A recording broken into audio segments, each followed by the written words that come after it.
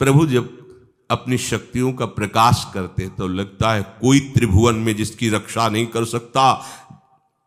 उसकी रक्षा के लिए मां भवानी दुर्गा अपना भयानक रूप धारण करके महिषासुर आदि दैत्यों का मर्दन करती है। प्रभु है उस रूप में, दूसरा नहीं है। तो उनकी सामर्थ्य कितनी है? दुर्गा कोटि अमित अरिमर्दन। हरि की सामर्थ्य कैसी? अमित दुर्गाओं जैसी। 1 करोड़ अरब नहीं, अमित दुर्गाओं जैसी दुष्टों का मर्दन करने की सामर्थ्य। अमित था नहीं कि कितनी सामर्थ्य है। एक दुर्गा रूप में जब हरि प्रकाशित होते हैं तो त्रिभुवन में कोई सामने खड़ा होने वाला नहीं होता। मां भवानी जिस समय अपने स्वरूप में आती किसी की ताकत नहीं है।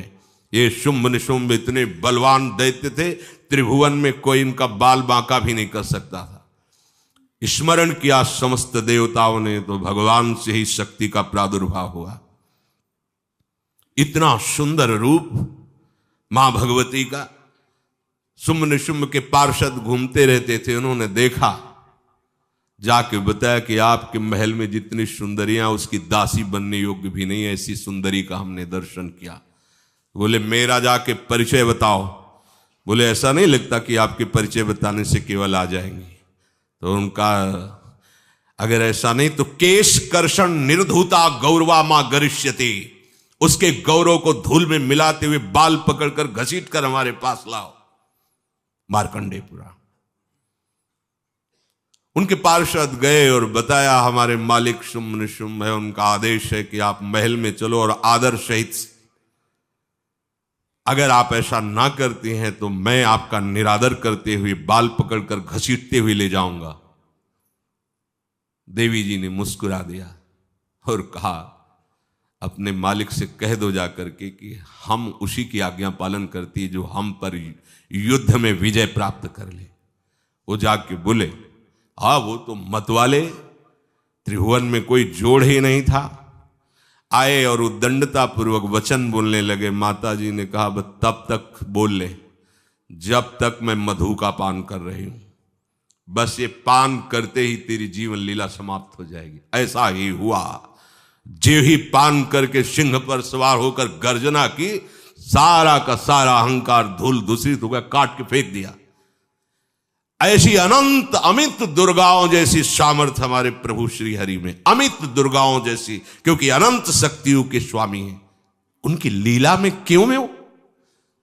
अरे वो जब करुणा करते हैं, अपनी महिमा से उतरते हैं, तो भक्त जब ऐसे कर देता है तो डरप जाते हैं।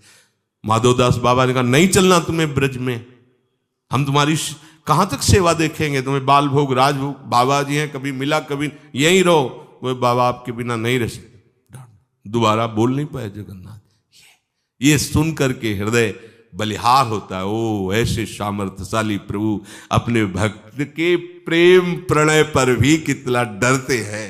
ये भक्त नाच पड़ता है। ये कुतर्क की, संशय की वृत्ति यहां प्रवेश नहीं करती।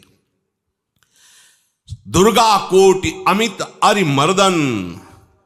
अमित गिनती नहीं, ऐसी अनंत दुर्गाओं जैसी शक्ति हमारे प्रभु में विराजमान है। शक्र कोटि सत सरिष विलासा। आहा, अरबों इंद्र जैसा विलास प्रभु में। अरबों, एक इंद्र त्रिभुवनपति है, अरबों इंद्र के समान प्रभु का ऐश्वर्य है। और नवशत कोटि अमित अवकाशा, जिस एक आकाश के लिए गरुण जी से कह रहे हैं कि मच्छर से लेके आप तक उड़ते हो पार पाए। बोले ऐसे अरबों आकाश के समान अवकाश है प्रभु में। मरुत कोटि सत विपुल बल, रवि सत कोटि प्रकाश, शशि सत कोटि सुशीतल, समन सकल भव त्रास। आहा, अरबों पवन के समान महान बल है। अगर त्रिभुवन में कोई बल है तो पवन में बल है, वायु बल। बड़े बलवान देवता, बल में इनके समान कोई नहीं। इन्हीं के अंश से प्रकट होते पवन पुत्र हनुमान। और इन्हीं के अंश से प्रकट होते पवन पुत्र भीम, बेजोड़ बलशाली महात्मा। दोनों महात्मा बेजोड़ बलशाली। जेहगिर चरण दे हनुमंता, चले उसगा पाताल तुरंता। जिम अमोघ रघुपति कर बाना, ये ही भांति चले हनु। किलकार दे तो राक्षसियों के गर्भ गिर जाते थे, ऐसे महान बली हनुमान जी। और भीम का क्या कहला है?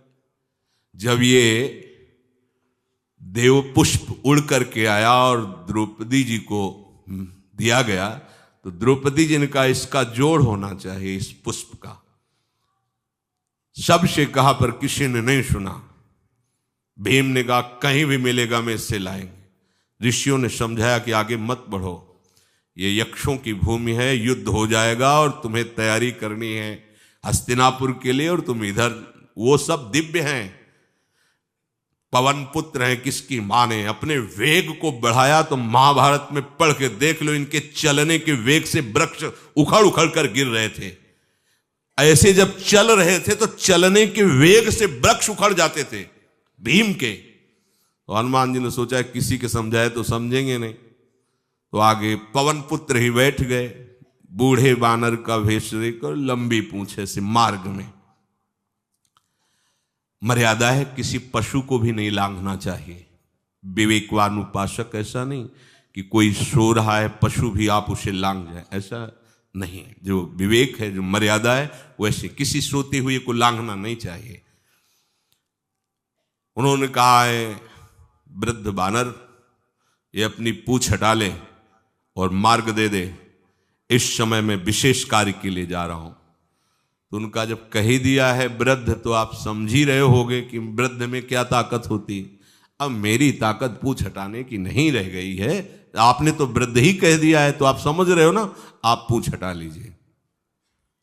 कहा हमारी आज्ञा की अवहेलना करे, ऐसे उठी नहीं, दोनों हाथ लगाया, नहीं उठी, पूरी ताकत लगा दी। पवन पुत्र भीम की पूरी ताकत लग गई, पूंछ जरा से भी नहीं ली। हाथ जोड़ के खड़े बोले हम समझ गए हमारे बड़े भ्राता आप हनुमान जी हैं, क्योंकि ऐसा कोई बानर सृष्टि में पैदा नहीं हुआ कि मैं उसकी पूंछ ला हिला सकूं। मैं समझ गया। तो मुस्कुराए और बैठ के बोले हमारी आज्ञा मानो, इस मार्ग में मत जाओ, ये देव मार्ग है, ऐसे ऐसे सिद्ध हैं कि आपका अपराध बन जाएगा, आप शाप से युक्त हो जाएंगे, इसलिए मैं आपको मना। बोले प्रभु जब आप कृपा करके आए हो तो हमें वो रूप दिखा दो जो लंका में आपने रूप दिखाया। बोले मत उस बात की चर्चा करो, रहने दो। बोले प्रभु एक बार देखना चाहता हूं कि मेरा बड़ा भाई कितना बलवान है। हनुमान जी ने कहा फिर देख लो। कनक भूधराकार शरीरा, समर भयंकर अति बल। कांप गए भीम जी, हाथ जोड़ बोले भैया नीचे। स्वर्णिम कांति, वो भयानक उनका रुद्र रूप, कांप गए भीम, कांप गए। वायु में अगर बल में देखा जाए तो सबसे ज्यादा वायु बलवान है। भगवान कैसे है? मरुत कोटि सत विपुल बल, अरबों वायुओं जैसी महान ताकत हमारे प्रभु में है, संशय नहीं। वो अगर छोटी सी कार्य के लिए सहयोग लेते हैं, ए उठवा दो, ऐसा कर, भक्तों के साथ वो विनोद करते, लीला करते हैं, नहीं उनमें बल कितना है। ऐसे पवन पुत्र हनुमान जिनके चरणों को ऐसे गोद में लिए रहते हैं। एक उपनिषद में चरित्र आता है कि असुरों पर विजय प्राप्त करने के कारण देवताओं को गर्व हो गया और सभा में नृत्य गान चल रहा था। भगवान जब किसी पे गर्व करते हुए देखते हैं तो उनको अच्छा नहीं लगता। फिर सृष्टि के विधान के प्रधान अधिकारी जब देवतागण और देवराज इंद्र और उन्मत्तता, विजयश्री में उन्मत्तता आ जाती है, तो भगवान ने एक यक्ष का रूप धारण किया और सभा के प्रधान द्वार पर दिखाई दिए।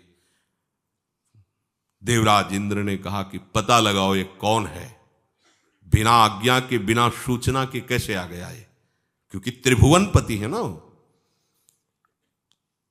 अग्नि देवता ने कहा मैं जाता हूं, पता लगा के आता हूं, क्योंकि किसी बलवान का परिचय पूछने के लिए निर्बल को नहीं भेजा जाता। अग्निदेव गए और कहा आप अपना परिचय दीजिए, कौन हो और यहां कैसे आए हो। तो उनका परिचय लेने के पहले हम आपका परिचय जानना चाहते हैं, आप कौन हो। उन्होंने कहा कि मैं अग्निदेव हूं। सामर्थ्य आपकी, त्रिभुवन को उपले की तरह भस्म कर सकता हूं। मैं समस्त प्राणियों के उदर में बैठकर अन्न और जल का पचाकर जीवन दान देता हूं, जीवन पोषण करता हूं। अच्छा, एक तिनका फेंका, हम तुम्हारी बात तभी प्रमाणित, ये उपनिषद की बात, हम तुम्हारी बात तभी प्रमाणित मानेंगे जब तुम इस तिनके को जला दोगे। अब कोई अग्नि देवता से तिनका जलाने की बात कहे, सहज में दृष्टि डाली, कुछ नहीं हुआ, पूरा पावर लगा दिया। यक्ष जी ने मुस्कुरा कर कहा तुम तो कहते थे पूरे त्रिभुवन को उपले की तरह जला दूंगा, अब गिरीवा झुकाई पहुंचे। देवराजेंद्र ने कहा कौन है। बोले असमर्थ रहा उनका परिचय जानने में, वायु देवता। आप अपना परिचय बताइए। तो आप अपना परिचय जो आए हो तो हमें पहले बताओ, तब हम अपना परिचय दें। तो उनका मैं महान देव वायु हूं। बल आपका, संपूर्ण जीवों का जीवन हूं। अगर मैं रुक जाऊं तो एक भी क्षण सृष्टि टिक नहीं सकती, क्योंकि सब वायु से जीवित है। और मैं पूरे ब्रह्मांडों को तिनके के से उड़ा सकता हूं। ये तिनका है, उड़ाओ। पूरी ताकत लगा दी वायु देवता ने, तिनका नहीं उड़ा। ग्रीवा झुकाई, वापस चले गए। अब देवराज इंद्र उठे, जे ही नजदीक पहुंचे यक्ष अंतर्धान हो गए और देखा साक्षात ब्रह्म विद्या दूर से मूर्तिमान ब्रह्म, और डांट लगाई कि तुम उनसे संभाषण करने योग्य भी नहीं हो, क्योंकि तुम सबसे बड़े सिंहासन पर बैठे हो और अहंकार करते हो। तुम्हारे देवता सब सामर्थ्यहीन है, एक तिनका भी अग्नि नहीं जला सका, एक तिनका भी वायु नहीं उड़ा सका। अरे जिनकी शक्ति से शक्तिमान वो भगवान स्वयं आए हुए थे, कांप गए देव। अहंकार मत करो, जाओ। भगवान के बल से तुम विजयी हुए, देवताओं के बल से नहीं। देवताओं में जो शक्ति है वो उन्हीं के अंश से आई हुई है। अरबों वायु के समान महान बलशाली हमारे श्री हरि, अरबों सूर्यों के समान उनका प्रकाश, अरबों सूर्यों के समान प्रकाश, अरबों चंद्रमाओं के समान सुशीतलता, समस्त भयों और दुखों का नाश करने वाले प्रभु श्री हरि।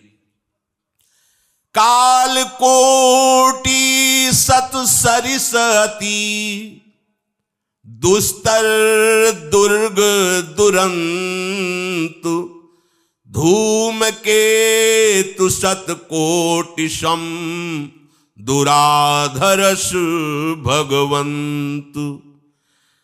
अरबों कालों की सामर्थ्य, अरब नहीं अरबों कालों की सामर्थ्य भगवान एक काल अनंत ब्रह्मांडों में तांडव मचाए रखा है। अरबों काल, अमित बलशाली, अत्यंत दुस्तर, दुर्गम, दुरांत। कौन? प्रभु श्री हरि। अरबों धूमकेतुओं के समान अत्यंत प्रबल सामर्थ्यशाली प्रभु, अगाध सत कोटि पताला, शमन कोटि सत सरिष कराला, तीरथ अमित कोटि सम पावन, नाम अखिल अघ पूग नशावन। कितने अथाह हैं प्रभु? बोले अरबों पाताल से भी बढ़कर, अरबों पाताल से भी बढ़कर गहरे हैं, कोई था नहीं पा सकता। कितने भयानक हैं? अरबों यमराजों से भी ज्यादा भयानक प्रभु श्री हरि है। अनंत कोटि तीर्थों को भी पावन करने वाले परम पवित्र जिनके श्री चरण है वो तीर्थपाद श्री हरि है। अनंत तीर्थों की उनका नाम ही संपूर्ण विश्व के पाप समूहों का नाश करने में समर्थ है। हिमगिरि कोटि अचल रघुवीरा, सिंधु कोटि सत समगंभीरा,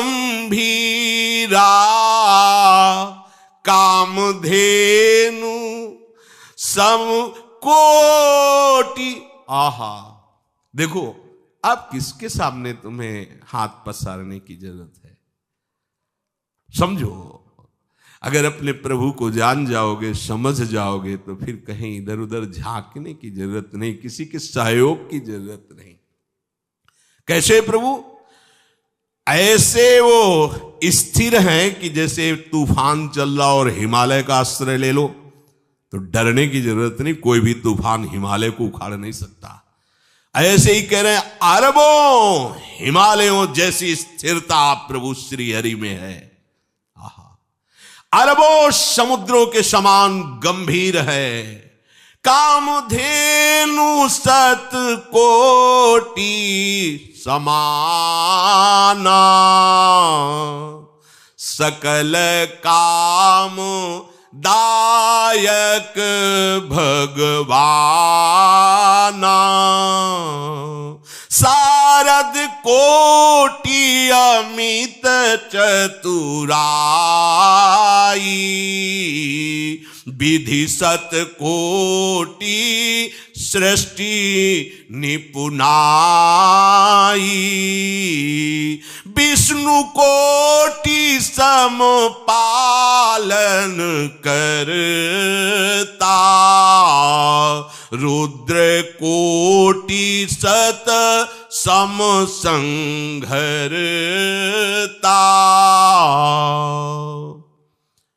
अरबों कामधेनुओं के समान प्रभु श्री हरि हैं। एक कामधेनु मिल जाए तो निहाल हो जाए। है हमारे श्री हरि कैसे? अरबों कामधेनुओं के समान है। इच्छित कामनाओं की पूर्ति कर दे उसे कामधेनु कहते हैं।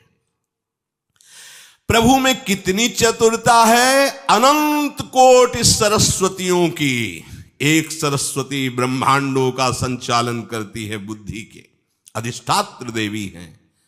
और यहां क्या, हमारे श्री हरि अनंत कोटि सरस्वतियों की चतुराई समाई हुई है। अरबों ब्रह्माओं के समान सृष्टि रचने में समर्थ। एक ब्रह्मा प्रकट कर दिया, ये वैभव प्रकट हो गया। अरबों ब्रह्माओं जैसी सामर्थ सृष्टि रचना की प्रभु में है। आहा! और अरबों विष्णुओं के समान पालन करने की सामर्थ प्रभु में है। अरबों शंकर के समान संहार करने की सामर्थ्य प्रभु में है। धनद कोटि सत समधन वाना, माया कोटि प्रपंच निधाना, भार धरन सत कोटि अहिसा, निरवधि निरूपम प्रभु जगदीसा। अरबों कुबेरों के समान धनवान है। अरबों मायाओं के समान सृष्टि करने में सामर्थ्यशाली है। अरबों शेष भगवान के समान अनंत भार उठाने में समर्थ है। जगदीश्वर प्रभु श्री हरि की कोई उपमा, कोई सीमा नहीं है। ये उपमा रहित और सीमा रहित है। निरुपम न उपमा आन राम समान, राम निगम कहे, जिम कोटि सत खद्योत समु, रवि कहत अति लघुताल है। यही भांति निज निज मति विलास, मुनीस हरि बखा नहीं। प्रभु भाव गाहक अति कृपालु, सप्रेम सुनि सुख मानहि। प्रभु भाव गाहक अति कृपालु, सप्रेम सुनि सुख मानहि। प्रभु श्री हरि उपमा रहित हैं, उनकी कोई अनंत ब्रह्मांडों में किसी से उपमा नहीं दी जा सकती। प्रभु के समान केवल प्रभु हैं, ऐसा वेद कहते हैं। अरबों जुगुनियों के समान यदि सूर्य को कहा जाए तो सूर्य का अपमान होता है, सम्मान नहीं। ऐसे ही जो अभी तक वर्णन किया गया उसको समझो। अरबों जुगनुओं के समान यदि सूर्य को कहा जाए तो सूर्य की प्रशंसा नहीं, एक तरह से अवहेलना है। आहा, इसी प्रकार अपनी बुद्धि के विकास के अनुसार मुनीश्वर, अपनी बुद्धि के विकास और प्रकाश के अनुसार मुनीश्वर प्रभु का वर्णन करते हैं। गुण महिमा नाम बल पर थाह कोई नहीं पाओ, आज तक कोई थाह नहीं। ऐसे प्रभु की लीला में कोई कुतर्क, कोई संशय, अब वो क्या बुद्धि है उसका खुद विचार करे।